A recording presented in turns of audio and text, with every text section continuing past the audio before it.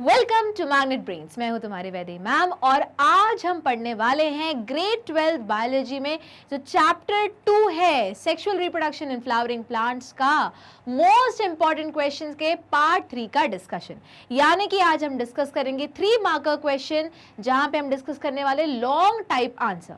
अब कहने को तो ये लॉन्ग टाइप आंसर है, पर साथ साथ में क्वेश्चन में मैं बताती चलूंगी कि ये लॉन्ग टाइप को कब वो लोग शॉर्ट टाइप करके दे दे या कब एमसीक्यू के फॉर्म में दे दे या कब इसी लॉन्ग टाइप को चेंज करके तोड़ मरोड़ के उठा के दे दे केस स्टडी में। तो ये सारा डिस्कशन कहाँ होने वाला है? इसी चैनल पे जिसका नाम है मैग्नेट ब्रेन्स, जहां मिलता है आपको फ्री एजुकेशन, एकदम फ्री, बिना किसी कूपन कोड के। हम बिल्कुल ऐसा नहीं करते कि 2 चैप्टर्स पढ़ लो उसके बाद पेमेंट करो, ऐसी कोई बकवास नहीं। तो ये है वो प्लेटफॉर्म जो देता है आपको फ्री एजुकेशन किंडरगार्टन से लेके ग्रेड 12 तक, इंग्लिश मीडियम में, हिंदी मीडियम में, यूपी बोर्ड, बिहार बोर्ड और बहुत सारे एंट्रेंस एग्जाम में, जैसे कि आईआईटी, नीट, उसके बाद जेई मतलब आईआईटी जेई, और साथ में बैंकिंग के भी एग्जाम, ओलंपियाड्स की भी तैयारी, सब कुछ। तो चलो स्टार्ट करते हैं आज का लेक्चर। तो आज के लेक्चर में भी हम क्वेश्चन से डिस्कस करने वाले हैं। तो क्या रूल बताया था कि जब भी क्वेश्चन पढ़ो क्या करना है, कीवर्ड को करना है अंडरलाइन।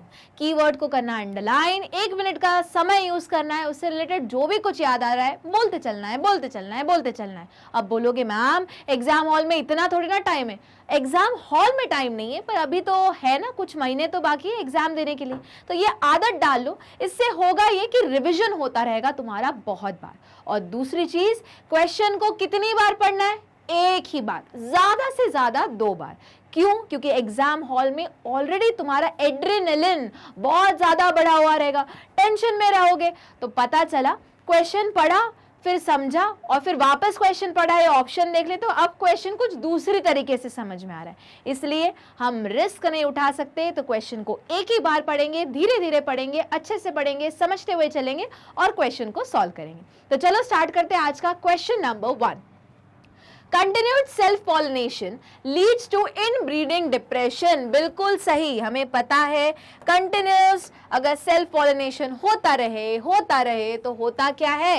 Inbreeding depression. जल्दी बताओ इनब्रीडिंग डिप्रेशन का मतलब क्या है? याद करो कि मम्मी पापा दोनों की, अब दोनों का जेनेटिक मेकअप तो सेम है क्योंकि एक ही फैमिली को बिलोंग कर रहे हैं। ठीक है, फैमिली इन द सेंस में यहाँ ये बोल रही हूँ कि एक ही प्योर लाइन को बिलोंग कर रहे हैं। ठीक है, अब उसके बाद मतलब जिनका जेनेटिक मेकअप सेम है। ठीक है, अब क्या हुआ कि एक पेरेंट में सपोज करो कोई एक जीन है जो रेसेसिव फॉर्म में प्रेजेंट है, सिमिलरली दूसरे पेरेंट में भी जीन है जो रेसेसिव फॉर्म में प्रेजेंट है। अब दोनों तरफ से मिल गया, लो रेसेसिव जीन जब दोनों तरफ से एक्सप्रेस हो गया, होमोजाइगस कंडीशन में एक्सप्रेस हो गया, तो वो आ गया एक्सप्रेशन। और पता चला जो जीन था वो किसी बीमारी का जीन था, डिसऑर्डर का जीन था, डिजीज का जीन था, या फिर कोई ऐसा जीन था जिससे उस प्लांट के सीड का शेप खराब हो जाए, या फिर जो रेसेसिव वाला कैरेक्टर है, जो अच्छा कैरेक्टर नहीं है, जो फार्मर को फायदा नहीं दिलवा रहा, वो वाला कैरेक्टर आ जाए। और आज हमके बोला अब तुमने इनब्रीडिंग, तुमने बहुत सेल्फ पॉलिनेशन कराया जनरेशन टू जनरेशन तक, लो आ गया एक रेसेसिव डिसऑर्डर, जब दोनों होमोजाइगस कंडीशन से आ गया, एक्सप्रेस हो गया। देखो इनब्रीडिंग डिप्रेशन में होता ही है कि एक टाइम तक तो तुम्हारा प्रोडक्टिविटी बहुत बढ़िया चलेगा, ठीक है, पर एक ऐसी जनरेशन हो जाएगी जिसमें या तो उस जनरेशन को बीमारी रहेगी, या तो उसकी प्रोडक्टिविटी कम रहेगी, या तो जो प्रोड्यूस है, मतलब अगर हम क्रॉप्स की बात करें तो सपोज करो कोई एप्पल है, ठीक है, तो एप्पल का वही इनब्रीडिंग डिप्रेशन होते होते पता चला जो भी मेरा प्रोडक्ट है या जो भी फ्रूट है, वेजिटेबल है, उसका साइज कम हो गया या क्वालिटी खराब हो गई। तो ये जब सारे सिम्टम तुमको दिख रहे कि क्वालिटी खराब हो गई, बीमारी वाला प्लांट आ गया, या इतना स्ट्रॉन्ग प्लांट नहीं है, या उसका प्रोड्यूस कम है, मतलब इसका सीधा सीधा मतलब है क्या हुआ है? इनब्रीडिंग डिप्रेशन हुआ है। अब ये प्लांट को खुद को भी पता है कि इनब्रीडिंग डिप्रेशन हो जाता है, इसीलिए वो क्या करता है, कुछ कुछ अलग अलग मेथड्स ऑब्टेन करता है जिससे वो खुद क्या करे, सेल्फ पॉलिनेशन को अवॉइड कर सके। याद आया? ये नहीं बोल रहे हैं क्वेश्चन में, देखो क्वेश्चन तो अभी मैंने पढ़ा ही नहीं है, पर खुद प्लांट क्या करता है, अलग अलग टेक्निक से सेल्फ पॉलिनेशन को अवॉइड कर लेता है। अब ये अलग बात है कि सेल्फ पॉलिनेशन को एक फार्मर कैसे अलग कर सकता है, जब उसको हाइब्रिडाइजेशन करना हो तब वो करेगा इमैस्कुलेशन बैगिंग, जब उसको हाइब्रिड बनाना हो। ठीक, अब तुम्हारा एक डाउट आएगा, मैम क्या प्लांट्स में ही इनब्रीडिंग डिप्रेशन होता है? नहीं, प्लांट्स में होता है, जिस भी लाइन में, तुम जरूरी नहीं कि सिर्फ प्लांट्स हो, प्लांट्स में तो एकदम दिख जाता है। इनफैक्ट ह्यूमन में भी इनब्रीडिंग डिप्रेशन हो सकता है। बोलोगे मैम ह्यूमन में कैसे इनब्रीडिंग डिप्रेशन? ह्यूमन में हो सकता है, एनिमल्स में हो सकता है। एनिमल हस्बेंड्री जब पढ़ोगे चैप्टर 9 में, तो वहां भी फिर से पढ़ोगे इनब्रीडिंग डिप्रेशन, तो वहां भी हो सकता है। तो ह्यूमंस में अगर मैं बात करूं कि सपोज करो कोई मैरिज हो रही है सिस्टर ब्रदर के बीच में, है ना, मतलब क्लोज रिलेटिव के बीच में, कजिन्स के बीच में अगर कोई शादी हो रही है, तो सपोज करो एक फैमिली लाइन से, मतलब अब फैमिली लाइन तो सेम ही हो गई, क्योंकि सिंस मैं बोल रही हूँ रिलेटिव्स है या कजिन्स है या ब्रदर सिस्टर है, इसका मतलब जीन पूल तो उनका कॉमन चल रहा है, ठीक है, जीनोटाइप समवॉट तो कॉमन ही चल रहा है। तो सपोज करो एक जन में था एक जीन रेसेसिव फॉर्म में, ठीक है, मतलब एक ही कॉपी प्रेजेंट था, बट वो एक रेसेसिव जीन है कि जब होमोजाइगस दोनों की तरफ से एक्सप्रेस होगा तब वो बीमारी उभर के दिखेगी। सिमिलरली अब सेम कॉपी जो है वो एक डिफेक्टिव जीन प्रेजेंट है किसमें? फादर की लाइन की तरफ से भी। अब दोनों की शादी हो गई, सिंस ये दोनों क्लोज रिलेटिव थे तो दोनों का जीनोटाइप सेम था। अब जो ऑफस्प्रिंग आया उसमें क्या हो गया? दोनों तरफ से एक्सप्रेस हो गया, लो बीमारी आ गई जो है रेसेसिव इन नेचर, ठीक है। तो ये प्रॉब्लम सब में होती है जो इनब्रीडिंग डिप्रेशन बोल रहे हैं। बट हाँ, प्लांट्स में तो हमको दिख रहा है ना कि अरे प्रोड्यूस कम हो गया, क्वालिटी खराब हो गई, क्वांटिटी खराब हो गई, ठीक। तो इसके लिए खुद प्लांट ने, खुद नेचर ने क्या बोला है कि बाबा इनब्रीडिंग डिप्रेशन नहीं हो सकता, प्लांट अफोर्ड नहीं कर सकता, क्योंकि at the end of the day अगर अगली वाली प्रोजेनी की क्वालिटी खराब हो गई इस दुनिया में, समझो बात को, इस दुनिया में देखो क्वालिटी खराब होगी तो क्या होगा कि बट ऑब्वियस उसकी प्रोजेनी, उसकी पॉपुलेशन पे इफेक्ट होगा। और इस दुनिया में जितने भी ऑर्गेनिज्म है, तुम हो, मैं हूं, बिल्ली है, कुत्ता है, एक बैक्टीरिया है, एक प्रोटोजोन है, सबका मोटो यही है कि जब कोई ऑर्गेनिज्म मर जाए या खत्म हो जाए तो उसको रिप्लेस करके कोई ऑर्गेनिज्म रहे, वो भी फिट रहे, है ना, जो आने वाले जनरेशंस में या अपने एनवायरनमेंट में फिट साबित हो। तो इसलिए हमेशा हर स्पीशीज इंश्योर करती है कि हमेशा एवोल्यूशन कैसे हो? पॉजिटिव वे में हो, ठीक, अच्छे क्वालिटीज के साथ, अच्छे जीनोटाइप, अच्छे फिनोटाइप के साथ, कोई अच्छे कैरेक्टर के साथ आगे इवॉल्व हो। रिवर्स में कोई नहीं चाहता। तो अगर ये सेल इनब्रीडिंग डिप्रेशन आ रहा है, मतलब बोल सकते हो अच्छी क्वालिटी करते करते एकदम खराब क्वालिटी, बेकार प्रोजेनी या प्रोजेनी ही नहीं है या डिजीज प्रोजेनी, तो ये तो एक टाइप का नेगेटिव इंपैक्ट हुआ। तो खुद प्लांट चाहता है कि ऐसा ना हो, इसलिए उसने क्या किया? बहुत सारे मेथड्स किए। याद आ गया? चलो आगे पढ़ लेते हैं। List 3 device which flowering plants have developed to discourage self pollination. तो ये वो क्वेश्चन है, बार बार बोल रही हूं, ये वो क्वेश्चन है जो तुमको लीड दिलवाएगा, क्योंकि मेजॉरिटी ऑफ द स्टूडेंट्स ये क्वेश्चन का आंसर भूल चुके होंगे। पहली बात तो मेजॉरिटी स्टूडेंट पढ़ते नहीं है, ये वाला एरिया इस चैप्टर का पढ़ते नहीं, पढ़ भी लिया तो कंफ्यूज हो जाएंगे और इसमें क्या लिख के आ जाएंगे, वो लिख के आ जाएंगे इमैस्कुलेशन बैगिंग, जो आर्टिफिशियल हाइब्रिडाइजेशन की टेक्निक है जो फार्मर कर रहा है। यहां पे पूछा गया है कि खुद प्लांट ने कौन से टेक्निक्स यूज किए जिससे सेल्फ पॉलिनेशन को अवॉइड कर सके। तो याद रखो ये वो एरिया है। ये क्वेश्चन एज इट इज आया था 3 साल पहले बोर्ड के पेपर। तो चलो देख लेते हैं आंसर क्या है। Release of pollen and stigma. Receptivity is not synchronized in some species. याद रखो इसका मतलब क्या है कि देखो जब भी फ्लावर ब्लूम होता है तो इकट्ठे जनरली जो एंड्रोशियम पार्ट है और जो गाइनोशियम पार्ट है, यानी कि जो हम बोल सकते हैं पिस्टिलेट और जो हमारा स्टैमिनेट है, वो दोनों एक साथ क्या होते हैं? मैच्योर होते हैं, ठीक है, मतलब मेल एंड फीमेल पार्ट एक साथ मैच्योर होते हैं। पर इस प्लांट ने बोला बॉस मेरे को सेल्फ पॉलिनेशन नहीं करना है, तो एक काम करते हैं, दोनों, अब फ्लावर ब्लूम तो हो रहा है, खुल तो रहा है फ्लावर, बड से फ्लावर बन रहा है, एक काम करते हैं मैच्योरेशन टाइम दोनों का अलग अलग रख देते हैं।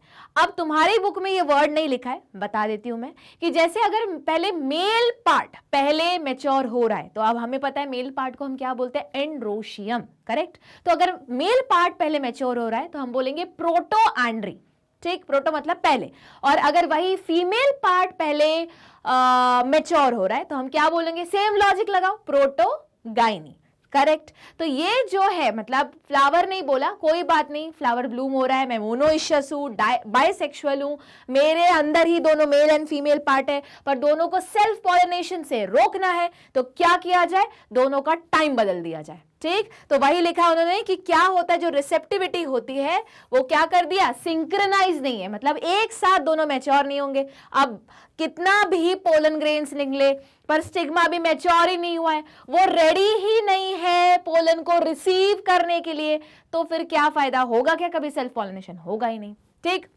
दूसरा, anther and stigma are at different position height in some plant. पता चला कि स्टिग्मा ऊपर करके रखा है और आंथर नीचे है, तो अब वो बेचारा उड़ के ऊपर नहीं जा पा रहा। ठीक है, तो पोजीशन अलग अलग कर दी। अब जैसे ही पोजीशन अलग अलग कर दी तो होगा क्या, कुछ नहीं होगा, सेल्फ पॉलिनेशन प्रिवेंट किया जा सकता है। हाँ, पर ये बोल सकते कि ये वाला इतना कामयाब नहीं होता, क्योंकि वही है ना कि एजेंट्स ऑफ पॉलिनेशन भी है, हवा जोर से चली, कोई मधुमक्खी आ गई, तो थोड़ा चांस है सेल्फ पॉलिनेशन का। पर फिर भी प्लांट ने, फ्लावर ने अपनी पूरा क्या बोलते ताकत लगा दिया कि नहीं नहीं हो सकता सेल्फ पॉलिनेशन। ठीक, अच्छा, अब बोलोगे मैम ये अलग अलग टाइप के जो ओवी पोजिशंस रहते हैं वो कहाँ पढ़ोगे, इसके लिए अपनी 11th की बुक निकालो, मॉर्फोलॉजी वाला चैप्टर नंबर 5 निकालो, वहां पे तुमको अलग अलग लोकेशन मिलेगा, बुक में दिया हुआ है, तो वहां से तुम देख सकते हो कि ये फ्लावर की, एंथर की और स्टिग्मा की पोजीशन कैसे अलग अलग है। ठीक, चलो आगे देख लेते हैं।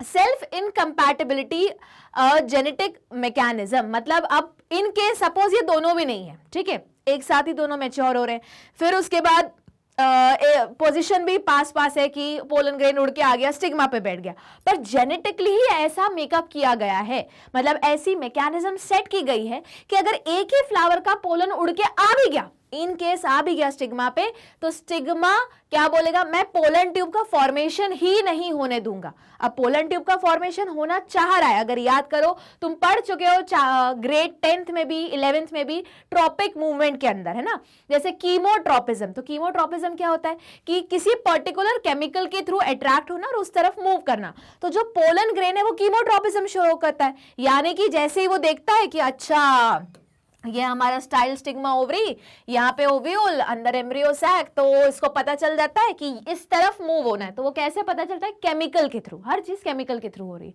ठीक, तो वो क्या करता है कि चलो पोलन ग्रेन से पोलन ट्यूब का फॉर्मेशन स्टार्ट करते हैं। अब क्या बोला गया है कि ये जो है ना अंदर से जेनेटिक मैकेनिज्म ही ऐसी है कि जो स्टिग्मा बोलेगा कि तुम भले उड़ के आ गए हो, यहाँ बैठ गए हो, पर हम ऐसे केमिकल रिलीज करेंगे कि या तो हम पहले ये वाला केमिकल ही नहीं रिलीज करेंगे कि तुम आओ अपनी पोलन ट्यूब का फॉर्मेशन करो, और इन केस पोलन ट्यूब का फॉर्मेशन हो रहा है तो खुद ही स्टिग्मा ब्लॉक कर देगा कि फॉर्मेशन नहीं होने देगा। तो ऐसा मैकेनिज्म है जिससे क्या नहीं होगा, सेल्फ पॉलिनेशन नहीं होगा, ताकि क्या रोका जा सके, इन ब्रीडिंग डिप्रेशन। मतलब ये खुद प्लांट्स ने ही इवॉल्व करके अलग अलग मैकेनिज्म डेवलप किए हैं। ठीक, अगर यही क्वेश्चन पूछा जाए, बताओ इन ब्रीडिंग डिप्रेशन एक फार्मर को रोकना है तो कैसा रोकेगा, तब हम बोलेंगे कि वो हाइब्रिडाइजेशन कराएगा, प्योर लाइन नहीं बनने देगा, सेल्फ पॉलिनेशन रोकेगा, कैसे, इमैस्कुलेशन और बैगिंग से। ठीक, पर वहां पे वर्ड फार्मर आना चाहिए,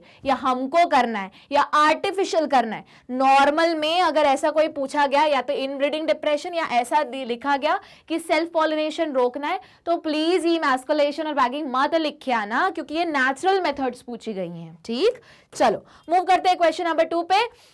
What will be the fate of following structure in the angiospermic plant? मतलब पूछ रहे हैं बताओ इन सब का क्या होगा फर्टिलाइजेशन के बाद। तो देखो याद कर चुके, हम बात कर चुके कि ओवरी का क्या होता है, फ्रूट बनता है, ओव्यूल का क्या होता है फर्टिलाइजेशन के बाद, सीड बनता है। तो दो तो हमें पता है, अब उसके अलावा उन्होंने बहुत सारे पूछ ले, तुम्हारी बुक में भी सारे दिए हुए, बस अलग अलग जगह दिए हुए। अब उन्होंने एक साथ सारी चीजें निकाली और बोला आप बता के बताओ। ठीक, तो उन्होंने पूछा है ओवरी वॉल। अरे बाबा, अगर ओवरी फ्रूट बन रहा है तो ओवरी वॉल क्या बनेगा, फ्रूट का छिलका बनेगा। अब तुम फ्रूट का छिलका तो नहीं लिखोगे, तुम क्या लिखोगे, पेरिकार्प लिखोगे। ठीक है, फ्रूट का छिलका मत लिख के आना।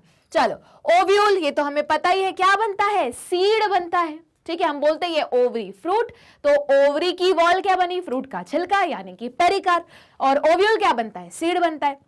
अच्छा, जो अंदर जाइगोट होता है, याद करो, अगर तुम ये एम्ब्रियो सैक देखो, नीचे 2 सिनर्जिड्स है, एक एग है। अब तुम्हारे मन में क्वेश्चन आएगा, मैम हम तो पढ़ चुके हैं कि इस एग के साथ एक मेल गैमेट फ्यूज होगा, 2n बनाएगा, जाइगोट बनाएगा। हाँ बिल्कुल, तो वही पूछ रहे, बताओ जाइगोट का क्या होगा? अरे बाबा, एम्ब्रियो बनेगा, और क्या बनेगा?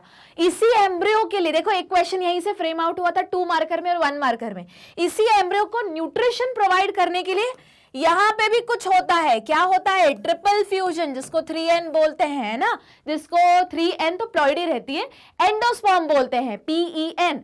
तो सोचो, एक क्वेश्चन हम पढ़ चुके हैं कि बताओ जाइगोट का फॉर्मेशन थोड़ा धीरे धीरे क्यों होता है, या फिर जाइगोट आगे फर्दर डेवलप क्यों नहीं होता? क्योंकि जाइगोट जो बनेगा किसमें? एम्ब्रियो में। एम्ब्रियो को चाहिए होता है न्यूट्रिशन, तो पहले न्यूट्रिशन तैयार होता है, फिर एम्ब्रियो का फॉर्मेशन होता है। तो न्यूट्रिशन किससे होगा? ये देखो क्या लिखा है, PEN, या ट्रिपल फ्यूजन से जो बना है वो क्या बनाता है? एंडोस्पर्म बनाता है। हुआ क्लियर? अब आखिरी, अब अगर याद होगा, ये वाला जो तुमने स्ट्रक्चर पढ़ा था कि एम्ब्रियो सैक आ गया, फिर तुम्हारा न्यूसेलस आ गया, तो वही पूछ रहे कि बताओ, अच्छा न्यूसेलस लिखा नहीं है, ठीक है, पर कुछ प्लांट्स में, कुछ स्पीशीज में न्यूसेलस भी परसिस्ट कर जाता है। यहां पूछा नहीं है पर तुम्हारी बुक में दिया हुआ है। जैसे याद करो, कौन सा? Black pepper, beet. ये एग्जाम्पल अपन को याद करने, तो एक काम करो, कहीं तुम्हारे चैप्टर के एंड में सबके फेट लिख लो। यहाँ पे कुछ कुछ चीजें मिसिंग है, क्वेश्चन ही वैसा है, पर साथ में लिख लो कि न्यूसेलस भी कहाँ पढ़ा हुआ है तुमने, तो वहां पढ़ा हुआ है जहाँ के कुछ स्पीशीज में वो रह जाता है ना, परसिस्ट कर जाता है। ऐसा क्वेश्चन आ चुका है, किसमें होता है? बीट में, और दूसरा कौन से वाले में? ब्लैक पेपर में। ठीक, उसके बाद फिर तो एम्ब्रियो सैक में वापस अब अंदर से बाहर जा रहे, ठीक है। एम्ब्रियो सैक में कौन है भैया? 2 सिनर्जिड्स है, एक एग है, बीच में पोलर न्यूक्लियाई है, ऊपर एंटीपोडल है। तो जब फर्टिलाइजेशन हुआ, यानी कि एक मेल गैमेट यहां आया और एक मेल गैमेट यहां आया, तो बाकी तो सब डिग्रेड हो जाते हैं, पर हाँ इसका बन जाता है 2n जो है जाइगोट। जाइगोट सामने जाके एम्ब्रियो बनेगा, पर एम्ब्रियो तब बनेगा जब उसको फूड प्रोवाइड करने वाला ये जो 3n है, जिसकी प्लॉइडी, जो PEN पहले बनेगा, एंडोस्पर्म पहले बनेगा, ठीक है। एंडोस्पर्म जैसे ही बन जाएगा तो जाइगोट कन्वर्ट धीरे धीरे होने लगेगा एम्ब्रियो में। उसके बाद अगर बाहर आओ, बाहर की तरफ मूव करो, बाकी सब डिग्रेड हो जाएगा। ठीक, बाहर आओ तो अभी भी ओव्यूल के अंदर की बात करें तो ओव्यूल में न्यूसेलस है, तो न्यूसेलस का कुछ प्लांट्स में, कुछ स्पीशीज में वो परसिस्ट कर जाता है, जैसे याद रखना है ब्लैक पेपर और बीट। ठीक है, उसके बाद आते हैं हम इंटेग्यूमेंट्स पे, आउटर इंटेग्यूमेंट, इनर इंटेग्यूमेंट। तो आउटर इंटेग्यूमेंट और इंटेग्यूमेंट का क्या बनता है? टेगमेन। याद करो ये क्या था? जो सीड का, क्योंकि ये तो ओव्यूल है, याद आया, ये तो सारा ओव्यूल है, तो ओव्यूल का छिलका ठीक है, तो या ओव्यूल की बाहर की कवरिंग क्या बनेगा? टेगमेन बनेगा। अब तो ये कंप्लीट हुआ तुम्हारा ओव्यूल, पूरा ओव्यूल क्या बनेगा? सीड बनेगा। अच्छा, उसके बाहर क्या, मतलब यहाँ पे क्या है? अब ये तो पूरा बोर्ड के ही बाहर निकल गया, तो ये कहाँ बात कर रहे हैं? यहाँ बात कर रही हूँ मैं। जैसे ये है स्टिग्मा स्टाइल ओवरी, ओवरी के अंदर ओव्यूल, ठीक है, ये सारी कहानी अभी इसके अंदर चल रही थी। अब ये क्या बनेगा? ओवरी, ओवरी फ्रूट बनाएगा, और ओवरी का वॉल क्या बनेगा? जब ओवरी फ्रूट बना रही थी, ओवरी का वॉल छिलका बनाएगा, तो छिलका नहीं बोलेंगे हम, क्या बोलेंगे? पेरिकार्प। हुआ क्या इतना क्लियर? ठीक, मूव करें आगे, चलो देख लेते हैं क्वेश्चन नंबर 3 क्या बोल रहा है। Question number 3, differentiate between microsporogenesis and megasporogenesis. याद करो, मैंने बताया था कोई भी प्रोसेस हो बहुत इंपॉर्टेंट है। पहली बात, डिफरेंशिएशन के एग्जांपल में आ सकती है, मतलब फॉर्म में पूछी जा सकती है। जब भी डिफरेंशिएशन पूछा जाए क्या करोगे? टेबल ड्रॉ करोगे। अपन को कम से कम कष्ट देना है एग्जामिनर को। याद रखो, जब मैं ही कॉपी चेक करने जाती हूँ और अगर मेरे को घचर पचर दिखाना, सच में बता रही हूँ, मन तो करता है कॉपी को फाड़ दो, पर फाड़ नहीं सकते, बोर्ड की कॉपी है, तो मन पे दुख रख के एकदम चेक करना शुरू करते, पर अंदर से गुस्सा तो बहुत आती है। फिर ऐसे चेक करते, फिर अगर कोई एक वर्ड हुआ, अब तुम खुद सोचो ना, ये कितना प्रेशर रहता है, एक दिन में इतनी कॉपी चेक करनी है, ढंग से चेक करनी है। पर आप समझ सकते हो, इतनी गंदी हैंडराइटिंग में लिखोगे, डिफरेंशिएटेड टेबल बना के नहीं लिखोगे, पैरा में लिखोगे तो और गुस्सा आएगा। अपन को ऐसा कोई काम नहीं करना जिससे एग्जामिनर को गुस्सा आ जाए। अपन को अच्छे अच्छे मार्क्स चाहिए, है ना। और कीवर्ड अगर हो सकता है तो अंडरलाइन भी कर देना, थोड़ा कम कष्ट दो उनको, ठीक है। तो जैसे चेक किया, तो इसलिए हम क्या करेंगे, जितने भी डिफरेंशिएशन के क्वेश्चन है कैसे ड्रॉ करके आएंगे? टैबुलर फॉर्म में ड्रॉ करके आएंगे। ड्रॉ मतलब लिख के आएंगे, ठीक। उसके बाद मैंने बताया था स्ट्रक्चर्स की बात करो, structure outside to inside, sorry inside to outside, outside to inside, सारा सीक्वेंस याद रखना है क्योंकि अरेंज द फॉलोइंग में आ सकता है, एमसीक्यू में आ सकता है, किसी भी फॉर्म में आ सकता है। उसके बाद अगर हम बात करें किसी प्रोसेस के बारे में तो प्रोसेस का सीक्वेंस आ सकता है। अब एक तरीके से अगर माइक्रोस्पोरोजेनेसिस और मेगास्पोरोजेनेसिस का वो डिफरेंस पूछ सकते हैं तो हो सकता है अगला क्वेश्चन पूरा वो वही बोल दे कि पूरी हमें प्रोसेस सीक्वेंस बताओ स्टार्टिंग से लेके एंड तक, बिल्कुल हो सकता है। और सोचो अगर ये चीज वो रिप्रोडक्शन इन फ्लावरिंग प्लांट्स में कर सकते हैं, इससे ज्यादा कॉम्प्लिकेटेड ह्यूमन रिप्रोडक्शन में, तो वहां तो 110% क्वेश्चन है इस टाइप का कि सीक्वेंस अरेंज करो, सीक्वेंस, अब सीक्वेंस को वो जम्बल फॉर्म में दे देंगे, 4-5 ऑप्शन दे देंगे तो लो बन गया एमसीक्यू।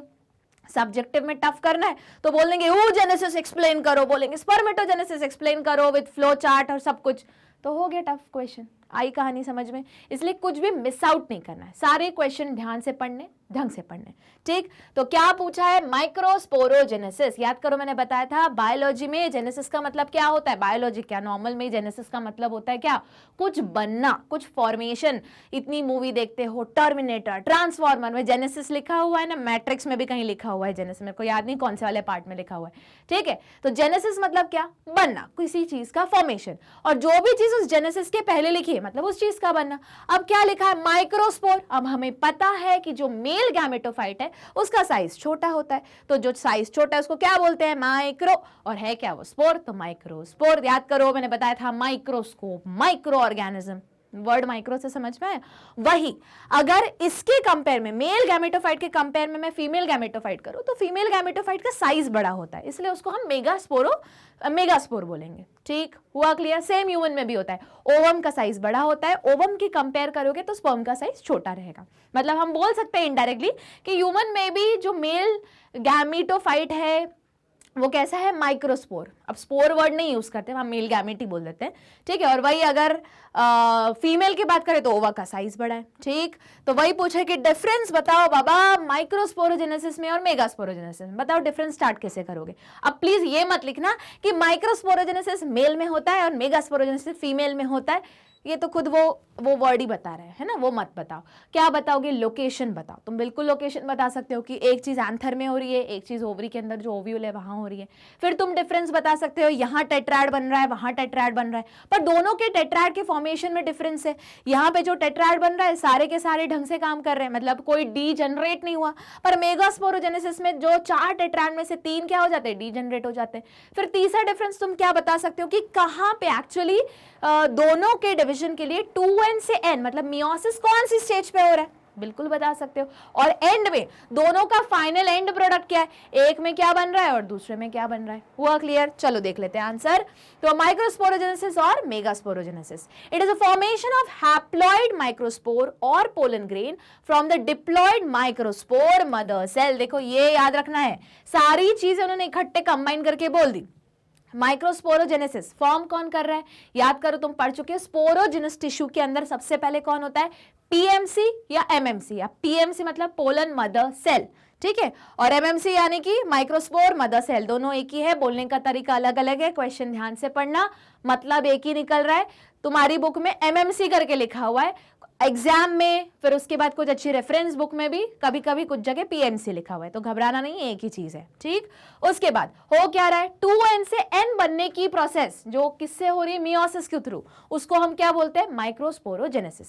सेम लॉजिक यहां लगाओ। मेगास्पोरोजेनेसिस मतलब यहां कौन रहेगी? मेगास्पोर मदर सेल, जो कैसी है? को डिप्लॉयड है, जो क्या कर रही है? एक हैप्लॉइड सेल का फॉर्मेशन कर रही है, याद रहेगा। चलो दूसरा डिफरेंस देख लेते हैं। The pollen grain are arrange in tetrahedral tetrad. Tetrahedral tetrad मतलब अगर याद करो तुम इस टाइप का कुछ स्ट्रक्चर देख रहे थे, है ना, माइक्रोस्पोरेंजियम का, जिसमें सबसे बाहर वाली लेयर कौन सी थी? एपिडर्मिस, उसके अंदर एंडोथीशियम, उसके और अंदर मिडिल लेयर, और सबसे अंदर जो टेट्राहेड्रल स्ट्रक्चर था स्पोरोजिनस टिश्यू के बाहर होता था टेपिटम। याद कुछ आया क्या? ठीक है, और यहीं पे फिर अब फर्दर का डिवीजन होगा। पर वही यहाँ पे ये कैसा था? Linear arrangement. देखो कुछ इस तरीके का रहता था, न्यूसेलस वाली लेयर थी पूरे बाहर सॉरी, और ऐसे 4 टेट्राड्स अरेंज होते थे, उसमें से जो नीचे के 3 थे वो डीजनरेट हो जाते थे, और जो माइक्रोपाइलर एंड वाला जो टेट्राड रहता था वो परसिस्ट करता था, सरवाइव करता था, फिर वो फर्दर डिवाइड करता था। हुआ डिफरेंस। चलो आखिरी वाला डिफरेंस देखो, all the microspore are functional, पूरे के पूरे मैंने क्या बोला, चारों के चारों रहते हैं, डिवाइड करते हैं, पर यहां ना 3 क्या हो जाएंगे, डीजनरेट, वही लिखा है, only 1 megaspore is functional, other degenerate. अब यहाँ पे और तुम डिफरेंस जोड़ना चाहो तो बोल सकते हो, लोकेशंस बता दो जो मैंने बोला, ठीक है, फाइनल रिजल्ट बता दो दोनों का, ठीक। मूव करते अगले क्वेश्चन पे, question 4, what is triple fusion, where does it occur. देख लो, ट्रिपल फ्यूजन, डबल फर्टिलाइजेशन, कितने ज्यादा क्वेश्चन है, तो कहाँ होता है ट्रिपल फ्यूजन, जल्दी बताओ, वेयर डज इट ऑकर। सबसे पहले तो भैया होगा एम्ब्रियो सैक के अंदर, मैच्योर एम्ब्रियो सैक के अंदर। कब होगा, जब क्या हो रहा था, फर्टिलाइजेशन। कहां हो रहा था, एम्ब्रियो सैक के अंदर। माइक्रोपाइलर एंड पे क्या था, 2 सिनर्जिड्स, सिनर्जिड्स के अंदर क्या, फिलीफॉर्म अपैरेटस, ठीक है, और पीछे क्या, एग सेल, जिसको इस पूरे को एग अपैरेटस बोलते थे। चलाजल वाले एंड पे क्या था, 3 एंटीपोडल थे, बीच में क्या था, ये सेंट्रल सेल, सेंट्रल सेल के क्या थे, 2 पोलर न्यूक्लियाई। जब पोलन ग्रेन ने पोलन ट्यूब का फॉर्मेशन किया, पोलन ट्यूब ने एंटर किया कहां से, इस वाली जगह से, इस वाली जगह मतलब कैसे, सिनर्जिड्स को, मतलब सिनर्जिड्स की तरफ से एंटर किया, फिलिपफॉर्म अपैरेटस ने उसको गाइड किया। किसको गाइड किया, जो इसके अंदर 2 मेल गैमीट है, एक तो मेल गैमीट कहाँ गया, एग के साथ गया, क्या करने, फ्यूजन करने, उसी को क्या बोलते हैं, सिंगैमी और फर्टिलाइजेशन। रिजल्ट क्या हुआ, 2n बन गया, जाइगोट का फॉर्मेशन होगा, यही जाइगोट सामने जाके एम्ब्रियो बनेगा, ठीक। उसके बाद इसी सिनर्जिड के फिलिफॉर्म अपैरेटस ने दूसरे मेल गैमिट को कहां भेजा, जो सेंट्रल सेल में 2 पोलर न्यूक्लियाई है उनके पास भेजा। अब तीनों की प्लॉइडी क्या है, एन एन एन, क्या बन गया, 3n, इसको क्या बोलेंगे हम, ट्रिपल फ्यूजन। रिजल्ट क्या हुआ, PEN का फॉर्मेशन, प्राइमरी एंडोस्पर्म न्यूक्लियस, ठीक है, और रिजल्ट क्या होगा, यही एंडोस्पर्म के फॉर्मेशन में हेल्प करेगा। वापस ये भले फ्यूज हो जाएगा पर ये रुक जाएगा कुछ टाइम के लिए, ये फ्यूज होगा, ये डिवाइड करेगा, एंडोस्पर्म का फॉर्मेशन करेगा, फिर यहां स्टार्ट होगा, ठीक, मतलब जाइगोट तक बन जाएगा, एम्ब्रियो का फॉर्मेशन पहले ये हो जाने के बाद यहां स्टार्ट होगा, याद रहेगा। चलो यही तो पूछा है, नया क्या पूछा है, चलो देख लेते हैं। The nucleus of the vegetative cell, याद आया vegetative cell, of the pollen grain fused with the 2 polar nuclei of the central cell of female gametophyte fused to form the primary endosperm। याद रखो तुमने पोलर ग्रेन का structure जब पढ़ा था, pollen grain का, पोलर नहीं, पोलन ग्रेन का जब स्ट्रक्चर पढ़ा था, तुमने क्या पढ़ा था, आउटर लेयर होती है, इनर लेयर होती है, आउटर को एक्साइन बोलते हैं जो स्पोरोपोलिन की बनी रहती है, एक जगह एब्सेंट होता है जिसको हम जर्मपोर बोलते हैं, और अंदर वाली इंटाइन। फिर तुमने अंदर ऐसा स्ट्रक्चर पढ़ा था, 2 सेल्स में डिवाइड रहता है, एक होता है वेजिटेटिव सेल, एक होता है जर्मिनेटिव सेल, याद करो, पढ़ चुके हो है ना, या जर्म सेल, ठीक। अब वो क्या बोल रहे हैं कि ये जो वेजिटेटिव सेल वाला जो न्यूक्लियस है पोलन ग्रेन का, जिसको हम 2 मेल गैमिट्स के नाम से रेफर करें, उसमें से एक वो है, तो वो किसके साथ जाएगा, जो एम्ब्रियो सैक के अंदर सेंट्रल सेल है उसके जो 2 पोलर न्यूक्लियाई उसके साथ जाके फ्यूज होगा और क्या बनाएगा, PEN, प्राइमरी एंडोस्पर्म न्यूक्लियस। इसी को क्या बोलते हैं, ट्रिपल फ्यूजन। किसके बीच में फ्यूजन है, ये वेजिटेटिव फ्यूजन है, क्योंकि दोनों की मतलब वेजिटेटिव सेल्स के बीच में क्या हो रहा है, फ्यूजन हो रहा है, ठीक है, स्पेसिफिकली न्यूक्लियस के बीच में फ्यूजन हो रहा है, फॉर्मिंग 3 न्यूक्लियाई, तो ट्रिपल फ्यूजन। प्लॉइडी 3n, मतलब 3n बन जाएगा, ठीक है। It occurs in the central cell of egg apparatus. हो गया, यही तो सारा डिस्कस किया था, उसके अलावा तो थोड़ी ना कुछ बोला था, हाँ अलावा हमने बहुत सारा बोला था, पर वो तो मेन कंटेंट तो यही है, ठीक। मूव करें आगे, देख लेते हैं question number 5। Explain the structure of an anatropous ovule with a neat label diagram। तो पहली बात तो इस वर्ड से घबराओ मत, वापस मैं बोल रही हूँ, तुम्हारी बुक में टाइप्स ऑफ ओव्यूल के बारे में कुछ मेंशन नहीं है, पर 6 टाइप के ओव्यूल होते हैं, बुक में 2 ड्रॉ करके उन्होंने बताए हैं। एक होता है एनाट्रोपस, जो नॉर्मल वाला, ये वाला डायग्राम है, अब जैसे डायग्राम दिखेगा तो समझ में आएगा, ये वाला जो डायग्राम है ना, तो एक काम करो, अपनी बुक के नीचे यहाँ पे सिर्फ लिखा हुआ है ओव्यूल स्ट्रक्चर, प्लीज उसके नीचे और लिखो स्पेसिफिक करके, एनाट्रोपस ओव्यूल है ये, ठीक। और वहीं दूसरा एक ओव्यूल बना है जिसमें ये पूरा ऐसे इन्वर्टेड है, याद आया आगे जहां पे उन्होंने पोलन पिस्टल इंटरेक्शन दिखाया है, ट्यूब का फॉर्मेशन दिखाया है, तो वो जो ओव्यूल बना है वो भी सही है, ये भी सही है। बस अब जिसको नहीं पता कि ओव्यूल बहुत सारे 6 टाइप्स के होते हैं, उसको लगेगा ये तो उल्टा बनाया है। अब देखो तुमको पता ही नहीं है, बताया नहीं गया, तो वापस जरूरत भी नहीं है ना, वो ग्रेजुएशन लेवल पे पढ़ोगे या नीट के लिए पढ़ोगे, तो इतना काफी है अभी के लिए। ठीक, तो वापस जो ओव्यूल है वो कैसा है, वो सही बनाया गया है। बस वहां पे अब वो पूछ रहे हैं इसका डायग्राम बनाओ। अगर देख सकते हो तो जब हम 2 मार्कर क्वेश्चन का डिस्कशन कर रहे थे तो वहां भी ऐसे कुछ क्वेश्चन आया था ओव्यूल का, तो प्लीज क्वेश्चन ध्यान से पढ़ना जब भी स्ट्रक्चर पूछा जाए। अब यहाँ पे तो उन्होंने फिर भी बहुत इज्जत से मेंशन कर दिया कि एक डायग्राम बना के बताओ। बहुत बार सीबीएसई बोर्ड के क्वेश्चन में वो ऐसा लिखते भी नहीं, बिल्कुल कष्ट नहीं उठाएंगे, ठीक है, वो बोलेंगे एक्सप्लेन करो। अब तुमको लगेगा एक्सप्लेन तो लिखा था, डायग्राम थोड़ी ना बोला था, तुम लिख के आ जाओगे, यही सबसे बड़ी गलती करोगे।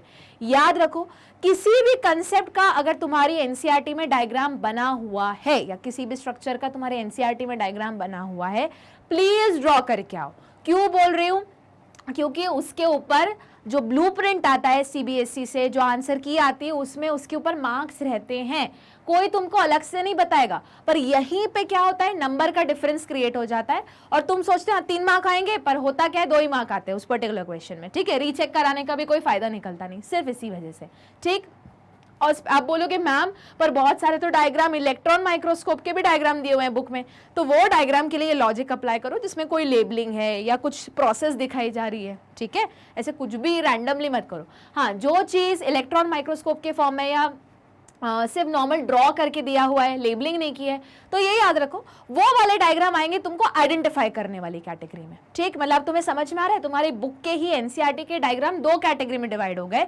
एक जिसमें कोई लेबलिंग की हुई है या कोई प्रोसेस है, वो ड्रॉ करने वाली कैटेगरी में है, और जिसमें कोई लेबलिंग नहीं, कोई प्रोसेस नहीं, सिर्फ स्ट्रक्चर बना हुआ है, तो हाई चांसेस है कि उसको आइडेंटिफाई करने के लिए आएगा। ठीक है, चलो, तो वो क्या बोल रहे हैं कि एक एनाट्रोपस ओव्यूल का डायग्राम बनाओ। ये तो हम बचपन से करते आ रहे, बचपन मतलब जब से 12th स्टार्ट हुआ है तब से करते आ रहे हैं। तो क्या है सबसे पहले, और एक्सप्लेन भी बोला है, मतलब एक्सप्लेन भी करना है। तो सबसे पहले स्टार्ट कहाँ से होता है भैया, जहां से वो जुड़ा हुआ रहता है, ओवरी से स्टार्ट करते हैं। A stalk called funicle attach to the placenta. याद रखो ओवरी है, ओव्यूल है, इन दोनों को जोड़ने वाला कौन है, प्लेसेंटा। ठीक, और इसको जोड़ने वाला कौन है, ये है तुम्हारी स्टॉक, जिसको हम क्या बोलते हैं, फ्यूनिसल। ठीक, उसके बाद अब ये जंक्शन जो बेसिक मेन ओव्यूल को और उस स्टॉक को के बीच में है, उसको क्या बोलते हैं, हीलियम, ये वाला पोर्शन। ठीक है, the junction between the funicle and the ovule is called hilum. अब जैसे उसके और अंदर आओगे तो 2 कवरिंग दिखेंगी तुमको, किसकी, इंटेग्यूमेंट्स की। इंटेग्यूमेंट स्टार्ट कहां से हुआ था, चलाजल पोल से स्टार्ट हुआ, जब डिवाइड हो रहा था, बनते बनते यहां आया और रुक गया एक पर्टिकुलर पोर्शन पे। वो जहां रुक गया उसी को हम क्या बोलते हैं, माइक्रोपाइल या फिर माइक्रोपाइल, और जो जगह है जहां रुक गया, वो जो छोटा सा होल बन गया है, उसको हम क्या बोलेंगे, माइक्रोपाइलर पोल। याद रहेगा इतना। अब इंटेग्यूमेंट्स क्या कर रहा था, प्रोटेक्शन का काम कर रहा था। कितने इंटेग्यूमेंट्स है, 2, आउटर इंटेग्यूमेंट, इनर इंटेग्यूमेंट। चलो देख लेते हैं।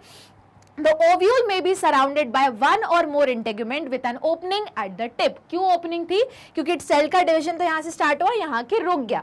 और क्यों रोका गया, उसका भी लॉजिक है, क्योंकि बाबा ये तो वही जगह है माइक्रोपाइल वाली जहां से कौन एंटर करेगा, पोलन ट्यूब एंटर करेगी, किसके साथ, मेल गैमेट्स के साथ। ठीक, चलो आगे देख लेते हैं। The opening is called micropyle. The opposite end of the micropyle is referred to as chalazal end, the basal part of the ovule. आखिरी में अब इन दोनों के अंदर अब क्या आएगा, न्यूसेलस आएगा। ठीक, जिसका काम क्या है, न्यूट्रिशन प्रोवाइड करना। देख लेते हैं। Mass of the cell known as nucellus is present within the integument that contain normally single embryo sac, और अंदर होता है एम्ब्रियो सैक। देखो जब ओरिजिनल डिवीजन हो रहा था तुमने ये डायग्राम ना कुछ ऐसा देखा हुआ है तुम्हारी बुक में। अब ये नहीं, मतलब इसको हटा दो सारा, ऐसे ऐसे न्यूसेलस मार्क है और ऐसे 4 लेबलिंग मार्क है। याद आया कुछ, टेट्राड जिसमें से लिखा है 3D जनरेट हो जाते हैं और फिर 1 बच जाता है। ठीक है, तो ये वही चीज है, बस फिर अब उन्होंने क्या कर दिया, मैच्योर होके दिखाया हुआ है। ठीक, चलो आगे देखते हैं। और यहाँ पे ये वाला क्वेश्चन होता है खत्म, पर अब उन्होंने सिर्फ इतना ही पूछा है। अच्छा, अब तुम्हारे मन में डाउट आएगा, मैम तो क्या हम एम्ब्रियो सैक भी इन डिटेल डिस्क्राइब करें? नहीं, तुम सिर्फ न्यूसेलस के बाद लिखो, जैसे यहाँ पे लिख दिया कि न्यूसेलस के अंदर होता है एम्ब्रियो सैक रखा हुआ, तो इतना काफी है। क्योंकि जो एम्ब्रियो सैक का स्ट्रक्चर है जिसमें तुम 7 सेल्ड 8 न्यूक्लिएटेड स्ट्रक्चर बनाओगे, ये अलग क्वेश्चन हो जाता है। हुआ क्लियर इतना? तो इतना तुमको बनाना पड़ेगा जब वो बोलेंगे किसका डायग्राम बनाओ, ओव्यूल का डायग्राम बनाओ, ठीक। अगर उन्होंने बोला 7 सेल 8 न्यूक्लिएटेड एम्ब्रियो सैक का स्ट्रक्चर बनाओ या एंजियोस्पर्मिक एम्ब्रियो सैक का स्ट्रक्चर बनाओ, तो कहानी पूरी चेंज, ये डायग्राम नहीं बनेगा, सिर्फ इसके अंदर जो है वो डायग्राम बनेगा, ठीक है। चलो आगे मूव करते हैं। चलो अगला क्वेश्चन देखते हैं। Question 6, describe the structure of pollen grain. तो पोलन ग्रेन के स्ट्रक्चर में थोड़ी देर पहले डिस्कस किया, क्या होता है जल्दी बताओ। 2 लेयर में डिवाइड किया, बाहर वाली को क्या बोलते हैं, एक्साइन बोलते हैं। सन नहीं बना रही हूँ है ना, नहीं तो बोलोगे बचपन वाला डायग्राम बना रही है मैडम, नहीं सन नहीं क्या बोल रही हूँ, पोलन ग्रेन, ठीक है। अच्छा बाहर वाला पोर्शन को क्या बोलते हैं, एक्साइन। एक जगह नहीं होता है। अच्छा पहले तो ऐसे बताओ, एक्साइन किसका बना है, स्पोरोपोलिन का। अब स्पोरोपोलिन एक जगह नहीं होता, क्या बोलते हैं उसको, जर्म पोर। ये वही जगह है जहां से क्या निकलता है, पोलन ट्यूब। अंदर वाला पोर्शन को क्या बोलते हैं, इंटाइन। यही तो पूछ रहे, और उसके अलावा थोड़ी ना कुछ पूछ रहे। हाँ, अगर उन्होंने बोला कि डिटेल स्ट्रक्चर बताओ कि जो अंदर भी क्या है, वेजिटेटिव सेल क्या है, बाकी कितने सेल्स में डिवाइड है, तो फिर तुम्हें पूरा इन डिटेल सारा बताना पड़ेगा, ठीक है। चलो देख लेते हैं answer. The pollen grain is normally spherical with 2 walled layer. The outer layer is exine composed of highly resistant organic substance called sporopollenin. देखो 2 मिनट में यहाँ रोक रही हूँ क्योंकि ये आ सकता है एमसीक्यू में। वो पूछेंगे the chemical responsible for the resistant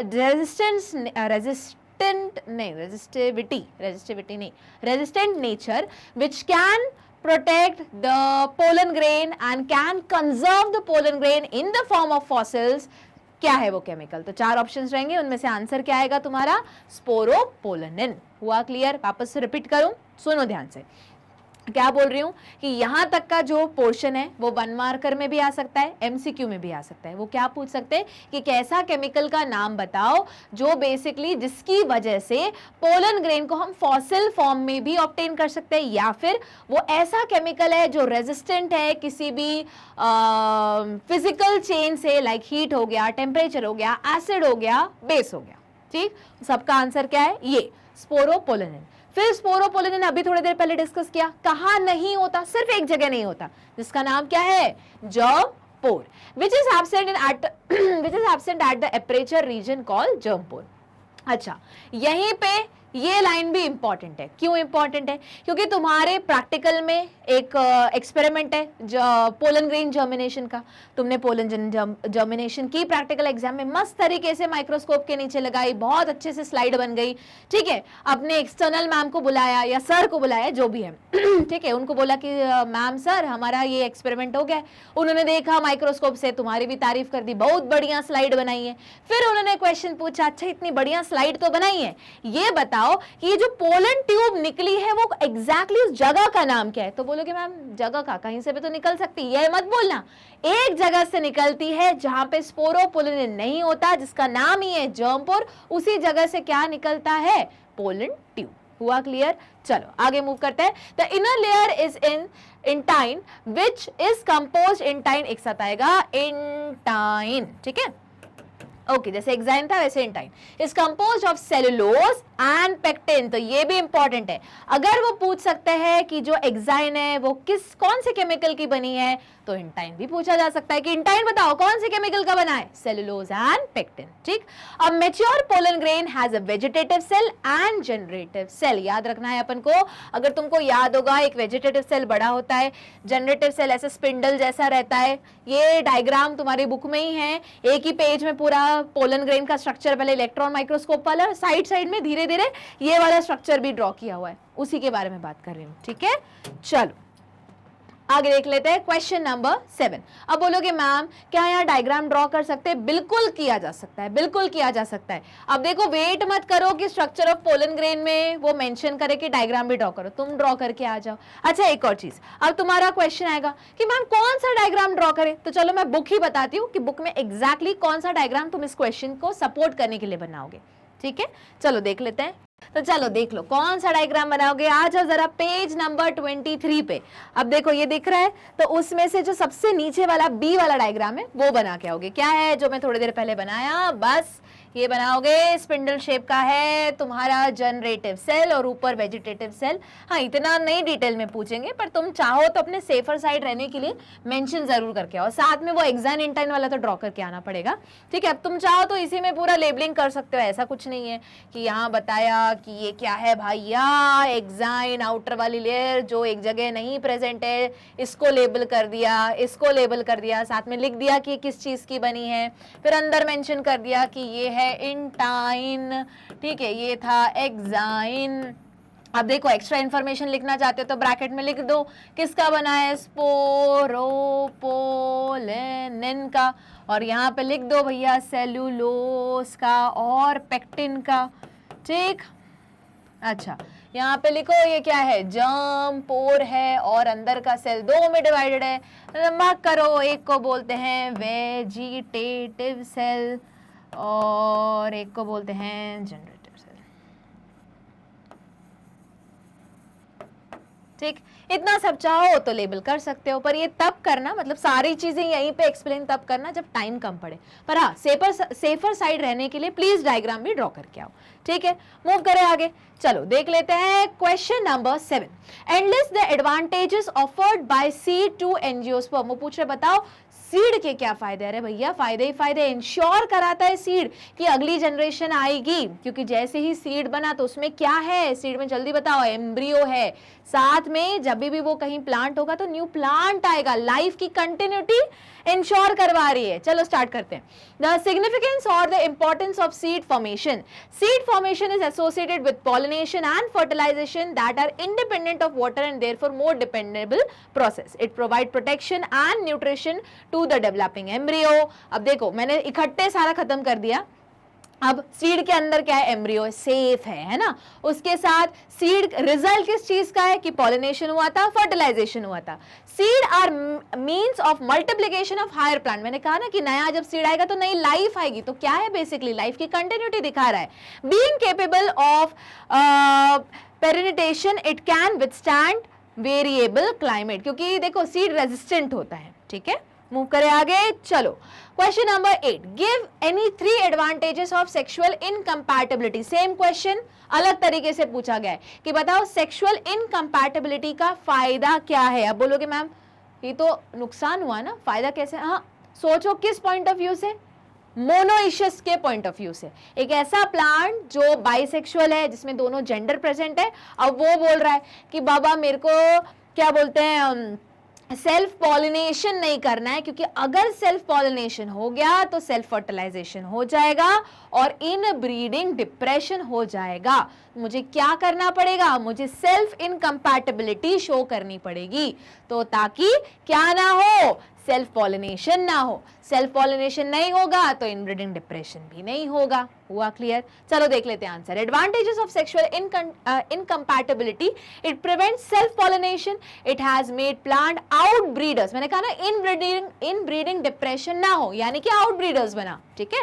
तो it has made plants out breeders and this maintain rigour and vitality of the race. देखो मैंने कहा था तुमको इनब्रीडिंग डिप्रेशन, अब तुम्हारा मन में जेन्युइन क्वेश्चन आएगा मैम इनब्रीडिंग डिप्रेशन पता कैसे लगा कि आ गया। तो मैंने बताया था पहले भी 2 मार्कर में, फिर से बता रही हूँ कि देखो बहुत टाइम तक अपनी फसल ले लो प्लांट से ले लो, बहुत बढ़िया एप्पल ले लो, ठीक है, बहुत बढ़िया तरीके के एप्पल प्रोड्यूस हो रहे, एकदम मजा आ गया ही खा के। फिर अगली जनरेशन आई, थोड़ा एप्पल की क्वालिटी थोड़ी कन्वर्ट हो गई, थोड़ी कम हो गई है ना, मतलब जो एकदम मस्त एकदम शेप रहता था, जूसी रहते थे, वो थोड़ा कम हो गया। फिर उसकी अगली जनरेशन आई, थोड़ा और कम हो गया। ऐसे करते करते प्योर लाइन ही हो रही थी। सेल्फ पॉलिनेशन होते होते एक ऐसा टाइम आया कि जो अब एप्पल्स आए, वो पहली बात तो एकदम मतलब क्वालिटी एकदम खराब आई, एकदम छोटे साइज के एप्पल आए, उसमें पल्प ही नहीं था, जूस ही नहीं था, है ना। उसके बाद टेस्ट भी खराब था, साथ में वो प्रोडक्टिविटी भी कम दे रहे थे। उसके बाद हम बोल सकते वो बहुत ज्यादा बीमार रहते थे पौधे, हम बिल्कुल रह सकते, क्या इंसान ही बीमार रहेंगे क्या? नहीं, पौधे को भी बीमारियां लग गई। अगर याद करो, तुम ऑलरेडी पढ़ चुके हो ग्रेड 11th में प्लांट फिजियोलॉजी के अंडर कि प्लांट्स को भी बहुत सारी बीमारियां लगती हैं, है ना। और अब वहां तुमने पढ़ा था कि मिनरल्स के कमी के कारण ये बीमारी लगती, पर अलग अलग पैथोजेंस भी होते हैं जो प्लांट को इन्फेक्ट करते हैं, ठीक है। तो मतलब उनके अंदर रेजिस्टिविटी नहीं रही। तो ये हम बोल सकते हैं ना कि देखो, बार बार प्योर लाइन करते करते, सेल्फ पॉलिनेशन करते करते क्वालिटी, जो अगली प्रोजेनी उसकी क्वालिटी खराब हो गई। तो वही पॉइंट उन्होंने लिखा है कि, और देखो, जब क्वालिटी एकदम एक्सट्रीम लेवल पे खराब हो जाएगी तो होगा क्या कि अगली जनरेशन होगी क्या, एक टाइम ऐसा आएगा कि अगली जनरेशन आएगी ही नहीं, होगी ही नहीं। जब होगी नहीं तो पर्पस क्या रहा, लाइफ को कंटिन्यू रखना है, अच्छी रखनी है, ताकि वो जो सर्वाइवल ऑफ फिटेस्ट उसमें सर्वाइव कर सके, है ना, वो जो लाइन है, टैगलाइन को फॉलो कर सके।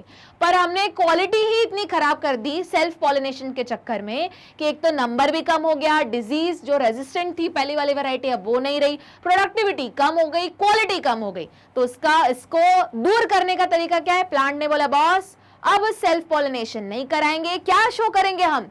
Sexual incompatibility. कैसे शो करेंगे जल्दी बताओ? 3 तरीके इसी को शो करने के। या तो हम जेनेटिक इनकम्पैटिबिलिटी शो करने लगे कि जो हमारी ही प्लांट का जो स्टिग्मा है वो पोलन ग्रेन को एक्सेप्ट ना करे। दूसरा तरीका कि क्या किया जाए? प्रोटो एंड्री प्रोटोगाइनी, मतलब टाइमिंग अलग अलग सेट कर दिए जाए। या तीसरा तरीका, जो लोकेशन है ना, जो पोजीशन है वो अलग अलग कर दो। याद आया? कुछ थोड़ी देर पहले वो तीनों तरीके पढ़े थे। अब ये क्वेश्चन क्या पूछ रहा है कि बताओ, देखो उसका उल्टा लिखा था, अब उसका उल्टा आंसर पूछ रहे हैं। यहाँ पे वो पूछ रहे कि बताओ सेक्सुअल इनकम्पैटिबिलिटी का फायदा क्या है। तो भैया फायदा ये है कि पहले तो बताओ सेक्सुअल इनकम्पैटिबिलिटी करा क्यों रहे। तो जो आंसर है ना कि इसका रीजन क्या है सेक्सुअल इनकम्पैटिबिलिटी, वही उसके एडवांटेजेस है कि सेल्फ पॉलिनेशन ना हो, ठीक है, मेंटेन रहे विगर और वाइटलिटी ऑफ रेस। आई बात समझ में? तीसरा देखो, वेरिएशन। सबसे इंपॉर्टेंट क्या होता है भैया? वेरिएशन। क्यों वेरिएशन? क्योंकि वेरिएशन अडेप्ट करने में हेल्प करता है। जैसे अब तुम ही को देखो, लॉकडाउन आया, ठीक है, अब कहीं जा नहीं सकते थे पढ़ने के लिए, तो तुमने क्या किया? मैग्नेट ब्रेन्स ऑनलाइन प्लेटफॉर्म पे आ गए। तो ये क्या हुआ? एडाप्टेशन। एडाप्टेशन कब पॉसिबल है? जब तुम्हारे पास वेरिएशन रहेगा। पहले के टाइम पे, हमारे टाइम पे कोई ऑनलाइन का कंसेप्ट ही नहीं था। क्या था? सिर्फ ऑफलाइन कोचिंग में जाओ। तो मतलब सपोज हमारे टाइम पे इन केस, तब तो टेक्नोलॉजी भी इतनी एडवांस नहीं थी ना, तो इन केस, क्योंकि अब टेक्नोलॉजी एडवांस है, सपोज उस टाइम कोरोना आ जाता तो क्या होता? सब घर पे बैठे रहते हैं ना, कुछ तो डेवलप हो ही जाते। साइंस जब पैंडेमिक कोई ऐसी सिचुएशन आती है तो बहुत जल्दी एडाप्टेशंस आते हैं, ठीक है। ये एक ह्यूमन की टेंडेंसी भी। देखो जुगाड़ जो नाम की चीज है, वो जब कुछ एक्चुअल में तुमने खुद के लिए देखा होगा, जब एंड मोमेंट पे सर पे एग्जाम आता है तो बहुत जल्दी तरीके से अलग अलग तरीके हम ढूंढ लेते हैं वो चीज को याद करने के। तो वैसे तो ये याद करने के तरीके आते कहाँ से? क्योंकि हम अडेप्ट हो जाते हैं, है ना। कोरोना आया, तुम अडेप्ट हो गए ऑनलाइन प्लेटफॉर्म से, मैग्नेट ब्रेन से जुड़ गए। तो ये क्या है? एडेप्टेबिलिटी। हुआ क्लियर? तो पर एडेप्टेबिलिटी कब पॉसिबल है? जब वेरिएशन रहे। तो और वेरिएशन के लिए क्या चाहिए जल्दी बताओ? वेरिएशन के लिए प्योर लाइन चाहिए, क्या सेल्फ पॉलिनेशन चाहिए? तो वेरिएशन के लिए क्या चाहिए? क्रॉस पॉलिनेशन, नया हाइब्रिड आए, हाइब्रिडाइजेशन चाहिए, नया क्रॉसिंग ओवर चाहिए, नया वेरिएशन क्रिएट हो गया, ठीक। या फिर नेचुरली अगर म्यूटेशन आ गया तो, ठीक है। तो वापस ये क्या करता है? जो मतलब सेल्फ इनकम्पैटिबिलिटी, मतलब सेल्फ पॉलिनेशन को रोकेगा तो क्रॉस पॉलिनेशन होगा, तो वेरिएशन होगा, वेरिएशन होगा तो एडेप्टेशन आएगा, एडेप्टेशन होगा तो उस पर्टिकुलर ऑर्गेनिज्म का जिंदा रहने का चांस बढ़ जाएगा। थोड़ी देर पहले बोला ना मैंने, सर्वाइवल ऑफ फिटेस्ट, वही हो जाएगा। देखो, variation appear due to outbreeding provide adaptability to the change in the environment. हुआ क्लियर इतना? मूव करें आगे, चलो देख लेते हैं question number 9। List any 3 difference between wind pollinated flower and insect pollinated flower. जरा स्टार मार्क करो। ये आता है क्वेश्चन कहाँ पे? तुम्हारे प्रैक्टिकल में भी आएगा, वाइवा में पूछेंगे, क्योंकि तुम स्पॉटिंग देखोगे। स्पॉटिंग में अब जब तुम वाइवा के लिए बैठोगे तो एक्सटर्नल पूछेगा क्या देखा तुमने स्पॉटिंग में? तुम बोलोगे हमने एक एंटोमोफिलस फ्लावर देखा, ठीक है, तो वो बोलेगा अच्छा तो क्या डिफरेंस है एक विंड पॉलिनेटेड फ्लावर में और एक एंटोमोफिलस फ्लावर में, उसी को इंसेक्ट पॉलिनेटेड फ्लावर बोलते हैं ना। बस ऐसे पूछ लेंगे, फिर तुमको अपना आंसर बताना पड़ेगा, या फिर जब उन्होंने तुम्हारी प्रैक्टिकल कॉपी देखी वहां पे पिक्चर ड्रॉ किए, फिर पूछा अच्छा बताओ क्या डिफरेंस है एक विंड पॉलिनेटेड फ्लावर में एक इंसेक्ट पॉलिनेटेड फ्लावर में। तो मेन एग्जाम देने के पहले तो तुमको ये वाइवा में यही क्वेश्चन फेस करना पड़ेगा, पहली बात। दूसरी बात, वापस अगर सीबीएसई बोर्ड वालों को थोड़ी दया आ गई तुम पे, तो ये इजी वाली कैटेगरी का क्वेश्चन है जो डाल देंगे कहाँ पे, सेक्शन बी में, या तो सेक्शन बी में या तो सेक्शन सी में। पर सी में 3 मार्कर में पहले जाता था, पर अब वही है ना, थोड़ा लेवल टफ कर दिया, तो इसके साथ एक और कोई चीज चिपका देंगे, एक और कोई सब पार्ट जोड़ देंगे, उसके साथ पूछेंगे, या तो सिर्फ फिर सेक्शन बी का क्वेश्चन बनाएंगे, ठीक है। अच्छा, जब हम आंसर लिखते हैं तो हम क्या करते हैं, जल्दी बताओ, डिफरेंशिएट है तो टेबल ड्रॉ करते हैं और फिर शुरू करते हैं। और अगर तुम ओरली ही वाइवा के फॉर्म में आंसर दे रहे हो तो एक एक पॉइंट इसका बताओ, एक पॉइंट इसका बताओ, ऐसा मत करना इसके सारे पॉइंट बता देना फिर इसके सारे पॉइंट बताओ, ऐसे याद भी मत करो। क्या करो, यहाँ का एक पॉइंट बताओ, यहाँ का एक पॉइंट बताओ। चलो तो स्टार्ट करते हैं विंड पॉलिनेटेड फ्लावर में। चलो पहले देखते नहीं, अपन खुद ही डिस्कस करते हैं। विंड तो कैसी है भैया, विंड एक एबायोटिक फैक्टर है, ठीक है, नॉन लिविंग है ना। और जो हमारे इंसेक्ट है वो क्या है, एक बायोटिक फैक्टर है। तो जो वही है ना कि जो बायोटिक है, जो लिविंग है, वो ज्यादा भाव खाता है, भाव खाता है तो उसको अट्रैक्ट करना पड़ता है।